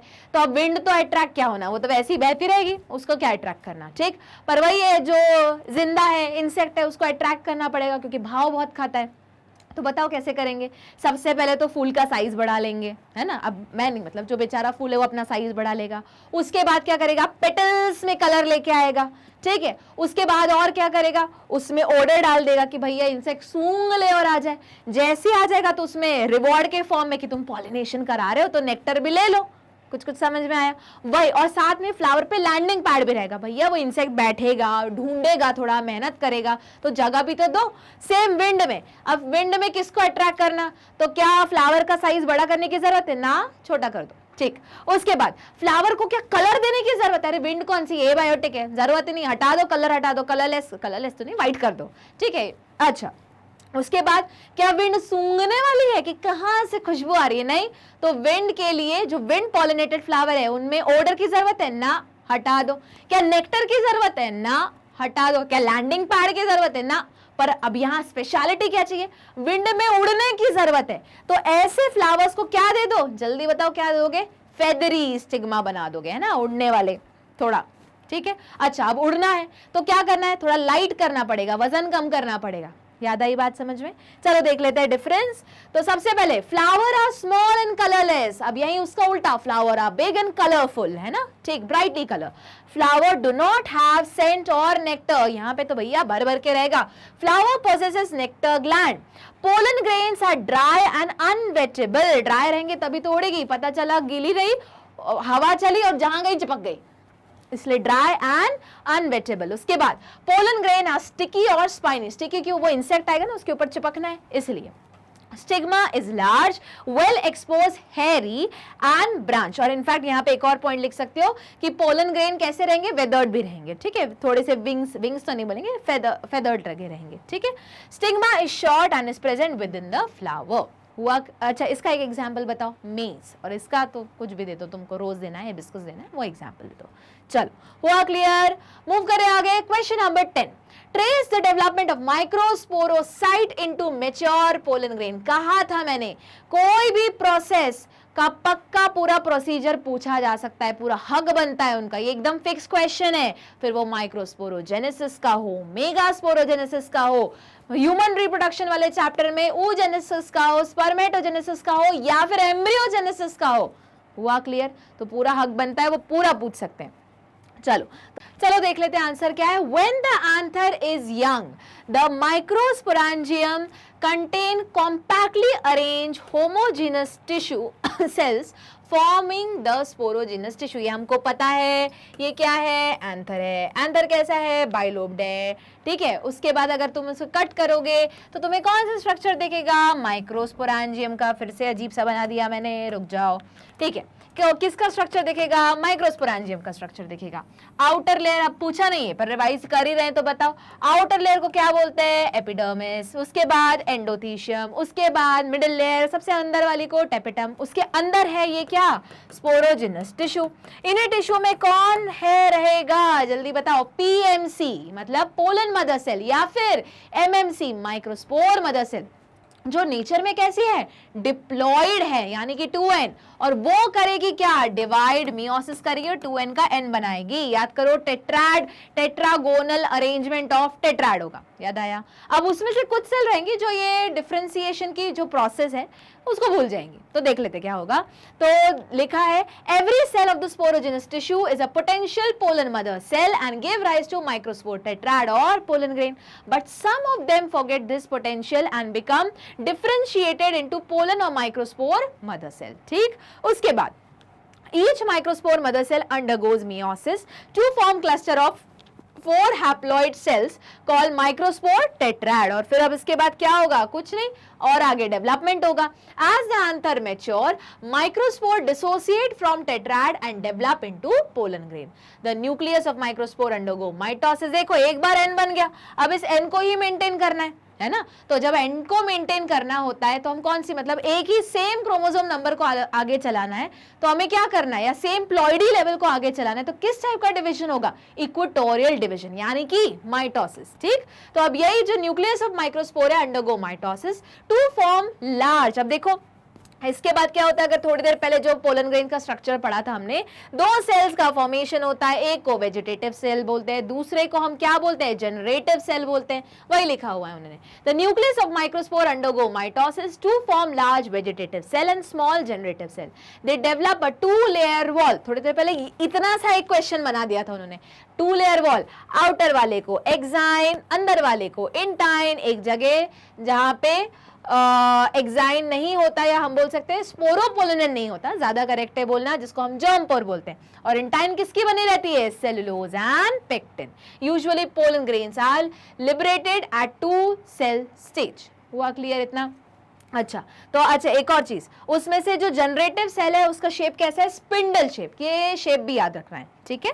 चलो, तो अब समझ में आया कि जब ऐसी कोई कहानी पूछी जाए, ऐसा कोई क्वेश्चन पूछा जाए, स्टार्ट कहां से करोगे? यहां से, फिर कौन सा डायग्राम से समझाओगे? ये वाला, आखिरी में खत्म कहां पे होगा? पोलन ग्रेन पे। ठीक, चलो मूव करते हैं अगले क्वेश्चन पे। Question number 11, explain the structure of a मेज grain with help of a diagram. मेज ग्रेन यानी कि सीड का स्ट्रक्चर पूछ रहे, मोनोकॉट सीड का। मेज कैसी है? Monocot seed. ठीक, उसी का second part, why can not we use the term maize seed for maize grain? ठीक है, चलो देख लेते हैं answer. In grass family, example maize, याद रखो ग्रास यानी कि मोनोकॉट। ठीक, एक ही कॉटिलेडन है, पर याद करो मोनोकॉट्स में कॉटिलेडन वर्ड बोलते नहीं, उसकी जगह क्या बोलते हैं हम? स्क्ल्यूटेलम।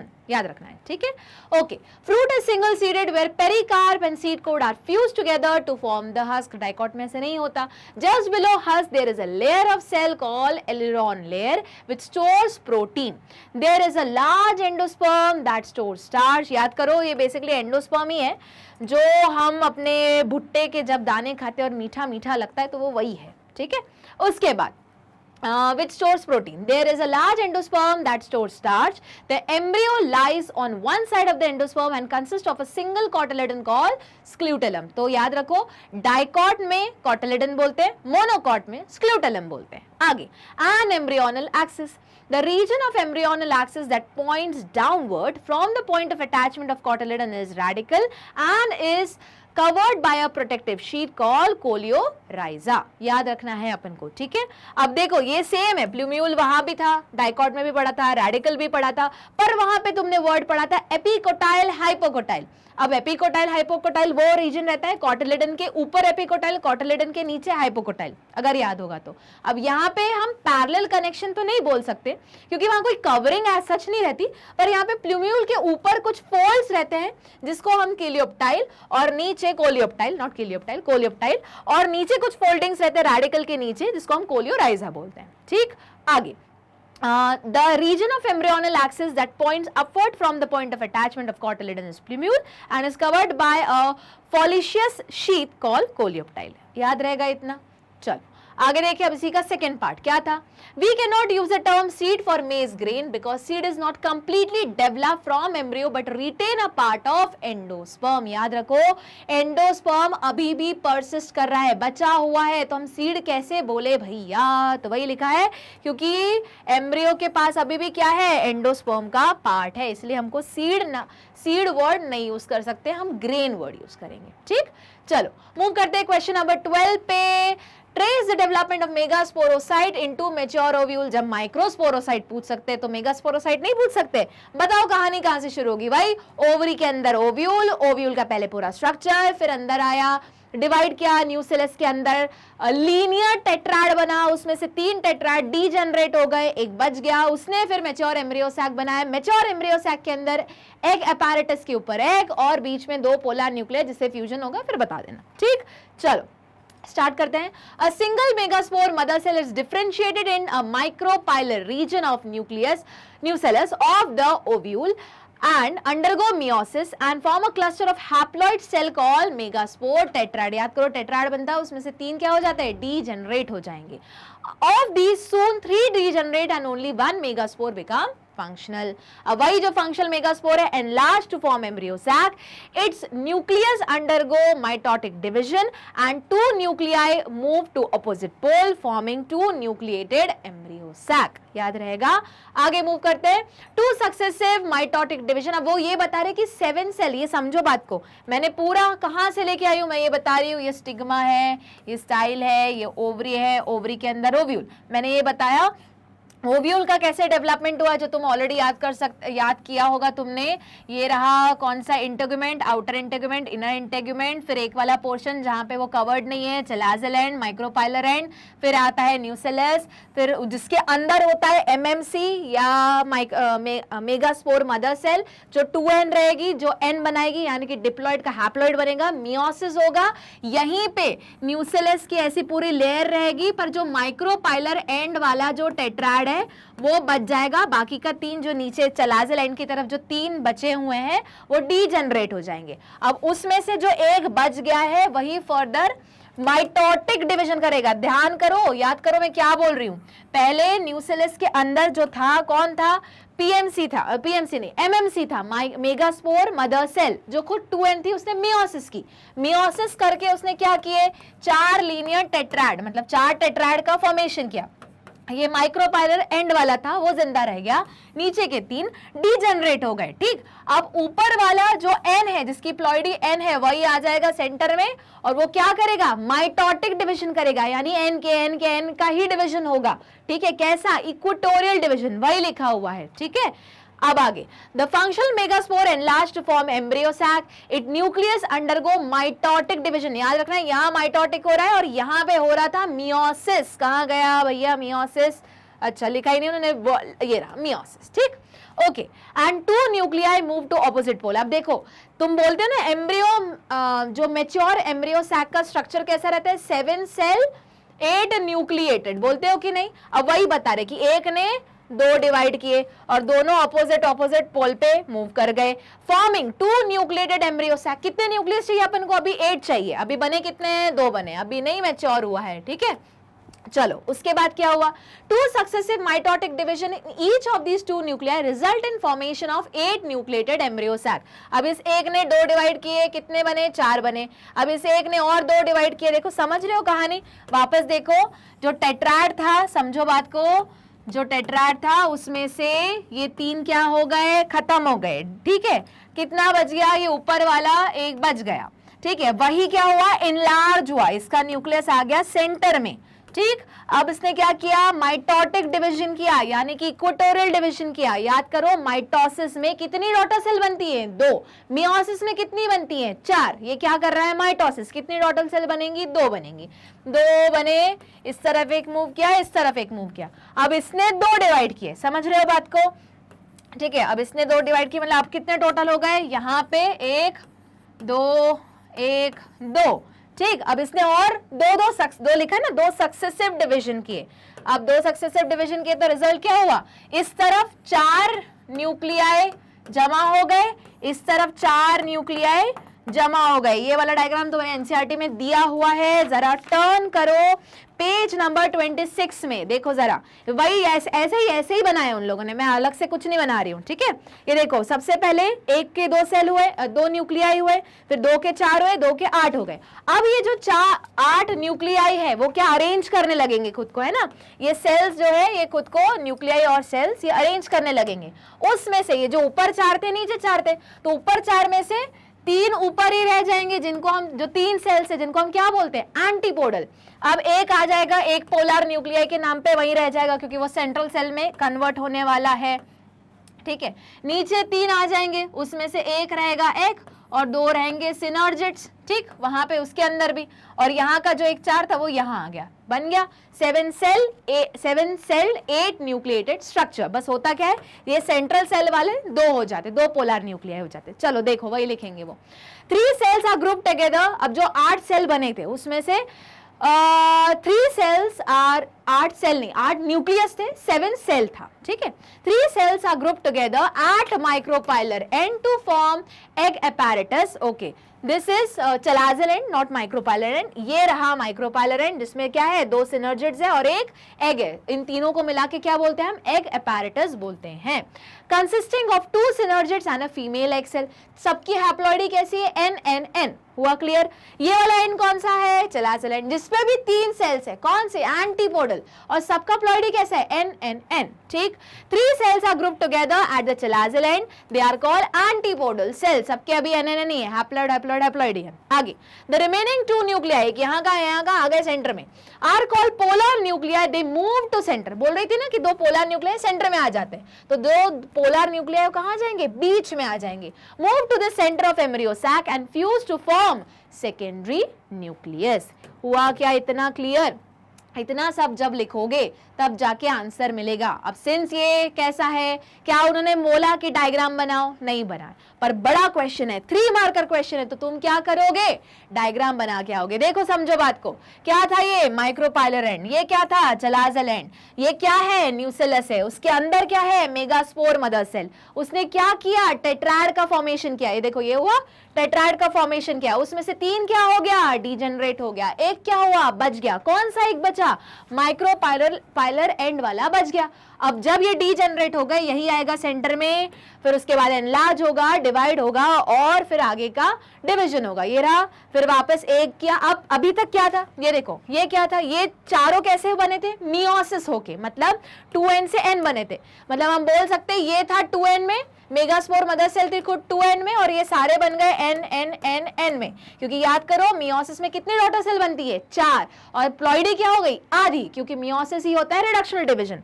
पर उसके बाद जो एक बच गया वही एनलार्ज हुआ, 2 न्यूक्लियाई में डिवाइड किया, 2 का 4 हुआ, 4 का 8 हुआ।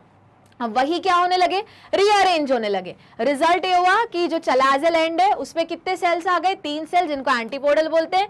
माइक्रोपाइलर एंड पे पूरा एक apparatus आ गया, उसके अंदर 3 सेल्स है, 2 है तुम्हारा सिनर्जिड्स, एक है एक्सेल, और जो 2 पोलर न्यूक्लियाई थे वो आ गए सेंटर में। ये दो पोलर न्यूक्लियाई दिख रहे हैं, वो सेंटर में आ गए, मूव कर गए सेंटर में, और बन गए हमारे पोलर न्यूक्लियाई। हुआ क्लियर? इतना सब बनाना पड़ेगा, तब जाके सीबीएसई वालों को लगेगा हाँ पूरा क्वेश्चन का आंसर दिया। ठीक, चलो मूव करते हैं अगले क्वेश्चन पे। क्वेश्चन नंबर 13 देखते हैं क्या बोल रहा है क्वेश्चन। इनकम्पैटिबिलिटी, भैया कितनी बार पूछोगे, मतलब सोच सकते हो कितना इंपॉर्टेंट क्वेश्चन है। ठीक है, ये वापस बता रही हूँ, वो क्वेश्चन है जो तुमको लीड दिलवाएगा आगे। Is the natural barrier in fusion of gamete justify the statement. बिल्कुल भैया, जेनेटिक अगर इनकम्पैटिबिलिटी आई भी तो स्टिग्मा के ऊपर कितने भी पोलन ग्रेन आ जाए, क्या पोलन ट्यूब का फॉर्मेशन होगा? नहीं। उसके बाद क्या, सिंस पोलन ट्यूब ही नहीं फॉर्म होगी तो पोलन ट्यूब क्या ट्रैवल करेगी, क्या गैमीट पास ऑन होगा? फिर बेचारा वो मीम नहीं है कि क्या फर्टिलाइजेशन करेगा रे तू बाबा, है ना, तो वो कुछ नहीं होगा। तो इनकम्पैटिबिलिटी क्या है बेसिकली? इनकम्पैटिबिलिटी यानी कि जेनेटिक इनकम्पैटिबिलिटी। तो दोनों सेल, मतलब जो पोलन पिस्टल इंटरैक्शन है वही रोक दिया जा रहा है। ठीक, चलो स्टार्ट करते हैं answer. Pollen grain of a plant species cannot germinate on stigma of other unrelated species because both the species are incompatible and process is called pollen pistil incompatibility. याद करो ये unrelated species में तो होता ही है, पर कभी कभी जिन फ्लावर को, जो फ्लावर मोनोइशियस है, जो फ्लावर बाइसेक्सुअल है, जिन फ्लावर को इनब्रीडिंग डिप्रेशन से बचना है, सेल्फ पॉलिनेशन नहीं करना है, तो उनमें एक मैकेनिज्म कैसी होती है, सेल्फ इनकम्पैटिबिलिटी की भी होती है. आगे, in many angiospermic plant it is seen that pollen grain germinate on stigma of unrelated species but male gamete produced in pollen tube cannot fertilize egg. This is called gamete incompatibility. Self incompatibility can be achieved by any of these two following ways. देख लेते हैं कौन कौन सा. सबसे पहले pollen stigma interaction. In this phenomena pollen grain fails to germinate on stigma because of incompatibility, जो मैंने कहा. दूसरा, pollen tube style interaction. In this phenomena pollen grain become able to germinate on stigma and pollen tube penetrates stigmatic surface, but due to incompatibility growth of pollen tube within stigma and style is inhibited. मतलब grow तो कर लिया, germinate हो गया, penetrate करके अंदर भी जाने लगी, पर पूरा जो एकदम प्रॉपर पोलन ट्यूब का फॉर्मेशन होता है वो आधे में ही रुक गई. तीसरा, pollen ovule interaction. Pollen tube successfully pierce and grows within style and it growth is inhibited at micropylar of ovule. तो देखो अलग अलग लेवल है, एक तो स्टाइल पे रोक दो तो ये रहा, सॉरी एक तो स्टिग्मा पे रोक दो तो एक तो स्टिग्मा पे रोक दिया. दूसरा, अगर इन केस स्टिग्मा में जर्मिनेट कर भी गया, पोलन ट्यूब का फॉर्मेशन हो भी गया, आने लगी, तो स्टाइल वाले पोर्शन पे रोक दो, ये रहा. और सपोज करो स्टाइल वाला पोर्शन भी क्रॉस करके पोलन ट्यूब फॉर्म होके अंदर आ गई, पेनिट्रेट भी कर दिया, तो कहां रोक दो, एम्ब्रियो सैक के अंदर एंटर करने से रोक दो. कौन से वाले एंड पे, माइक्रोपाइल एंड पे. हुआ क्लियर इतना? चलो मूव करते हैं आगे क्वेश्चन नंबर 14 पर. How does pollination takes place in salvia? List any 4 adaptation required for such type of pollination. तो सबसे पहले मुझे बताओ कि साल्विया तुम कहाँ पढ़े हुए हो, किस टाइप का प्लांट, किस टाइप के एजेंट्स में पढ़े हुए हो. बस एक बार एजेंट याद आ गए तो पूरा तो वो एडेप्टेशन तो एज इट इज सेम है. ठीक, इन साल्विया एंटोमोफाइली और पॉलिनेशन ले इंसेक्ट ऑकर. अब हमें पता है कि एंटोमोफाइली बोला है, मतलब सीधा सीधा पूरा लॉजिक इतना तो पता है कि जो एंटोमोफाइलस प्लांट्स या फ्लावर के एडेप्टेशन है वही उठा के यहाँ रखने. बस अब थोड़ा सा कुछ और एक्स्ट्रा है, तो क्या एक्स्ट्रा है चलो पढ़ लेते हैं. अच्छा, एक और चीज, ये इंपॉर्टेंट इसलिए तुम्हारे प्रैक्टिकल बुक में स्पॉटिंग में भी दिया हुआ है, तो प्लीज अच्छे से पढ़ लेना. ठीक है, चलो. The flower of salvia is bilipped. Its upper lip consist of 2 petals and lower lip consist of 3 petals. The lower lip function as sitting pad for insect. देखो सबसे पहली चीज कि क्या रहता है, फ्लावर बड़ा है. ठीक है, अब एंटोमोफाइली है तो फ्लावर के साइज को बड़ा करना पड़ेगा. उसके बाद मैं बोल रही थी ना तो देर से लैंडिंग पैड होना चाहिए, लैंडिंग पैड होना चाहिए. तो ये जो नीचे वाले जो लिप्स है, उसके मतलब जो पेटल्स है, वो क्या करेंगे, जिसपे इंसेक्ट आके बैठेगा. ठीक, in normal condition the connective remains upright when insect enter the tube of the corolla towards nectar. अब क्या हुआ, देखो nectar भी है, sitting on the lower lip it pushes sterile anther lobe which automatically bring about fertile anther to touch the back of the insect, gets the below of fertile lobe. Pollen grain are dusted on back feathers and legs of insects. और बस एक बार body के ऊपर, किसकी body के ऊपर, insect की body के ऊपर जैसे ही सारे पोलन ग्रेन्स अटैच हो गए, क्योंकि जो एंटोमोफाइलस प्लांट्स के जो पोलन ग्रेन्स होते हैं वो स्टिकी होते हैं, खुरदुरे होते हैं, ताकि वो चिपक जाए, अटैच हो जाए. बस उसके क्या बात, उसके बाद तो पॉलिनेशन हो ही जाएगा. तो देख लेते हैं एडेप्टेशन एंटोमोफाइलस प्लांट के. फ्लावर आ ब्राइटली कलर्ड, बड़ा साइज रहता है, नेक्टर होता है, ओडर होता है. देखो जरा, flower possess nectar gland. Pollen grain are usually sticky and spiny. जो मैंने बोला ना खुरदुड़े होते हैं तो स्पाइनी होते हैं, ताकि क्या हो जाए, अटैच हो जाए. Flower are large size and stored. तो याद रहेगा इतना. तो ये सारा क्या है, सेम वही है, एडेप्टेशन. बस पूछने का तरीका क्या है, अलग कर दिया उन्होंने. तो तुम्हें बस इतना पता होना चाहिए कि एग्जाम्पल कौन कौन से पढ़े हैं तुमने एंटोमोफाइली में.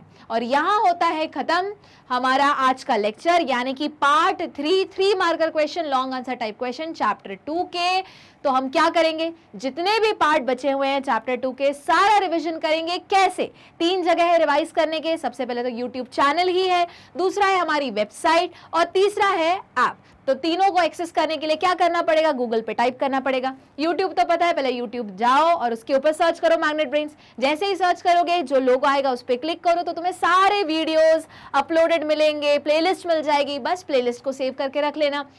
जो भी नया पोस्ट आता है वो तुमको कम्युनिटी पोस्ट पे दिख जाएगा या फिर मैग्नेट ब्रेन्स के जो शॉर्ट्स है, जहाँ शॉर्ट्स या फिर स्टोरी के फॉर्म में दिख जाएगा कि अपकमिंग क्या आने वाला है। जैसे मैं अभी बता रही हूँ कि अपकमिंग में पार्ट 4 लेके आऊंगी, तो ये चीज का इंफॉर्मेशन तुम्हें कम्युनिटी पोस्ट पे भी मिल सकता है, नहीं तो शॉर्ट एंड स्टोरीज में भी मिल सकता है। साथ में वेबसाइट तो है ही, तो जब तुम टाइप करोगे मैग्नेट ब्रेन्स तो जो सबसे पहली लिंक आएगी उस पर क्लिक करोगे तो वेबसाइट ओपन होगी बस। और तुम देख सकते हो कि मैग्नेट ब्रेन कैसा प्लेटफॉर्म है जो प्रोवाइड करता है कैसा high quality education, free education. हम बिल्कुल ऐसे नहीं करते कि 2 चैप्टर्स एक्सप्लेन कर देंगे फिर बोलेंगे आप कूपन कोड लगाओ, आप पेमेंट करो, नहीं, ऐसी कोई बकवास नहीं। तो मैग्नेट ब्रेन है एक ऐसा प्लेटफॉर्म जो प्रोवाइड करता है फ्री एजुकेशन किंडरगार्टन से लेके ग्रेड 12 तक, इंग्लिश मीडियम में, हिंदी मीडियम में और बहुत सारे बोर्ड्स के लिए भी, जैसे यूपी बिहार बोर्ड भी हो गया। साथ में बहुत सारी कॉम्पिटिटिव एग्जाम्स की भी प्रिपरेशन कराता है जिसमें आ गए तुम्हारे ओलंपियाड्स, एनटीएससी जो तुम स्कूल के टाइम पे देते चलते हो। साथ में जब जैसे स्कूल ओवर होगा तो ग्रेजुएशन के लिए या तो तुम नीट दोगे या तो सीयूईटी या तो आईआईटी जेईई, तो उसकी प्रिपरेशन भी बिल्कुल फ्री ऑफ कॉस्ट कराता है। साथ में ग्रेजुएशन के बाद जो एग्जाम्स होती है जैसे बैंकिंग, आरआरबी, एसएससी, यूपीएससी, इन सारी एग्जाम की भी प्रिपरेशन बिल्कुल फ्री ऑफ कॉस्ट कौन कराता है, मैग्नेट ब्रेन।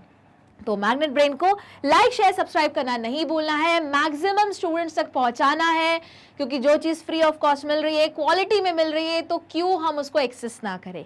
तो क्या करना है, बने रहना है मेरे साथ और मैग्नेट ब्रेन्स के साथ। मिलते हैं हम अगले लेक्चर में, तब तक पढ़ते रहो और मैग्नेट ब्रेन्स के साथ बने रहो।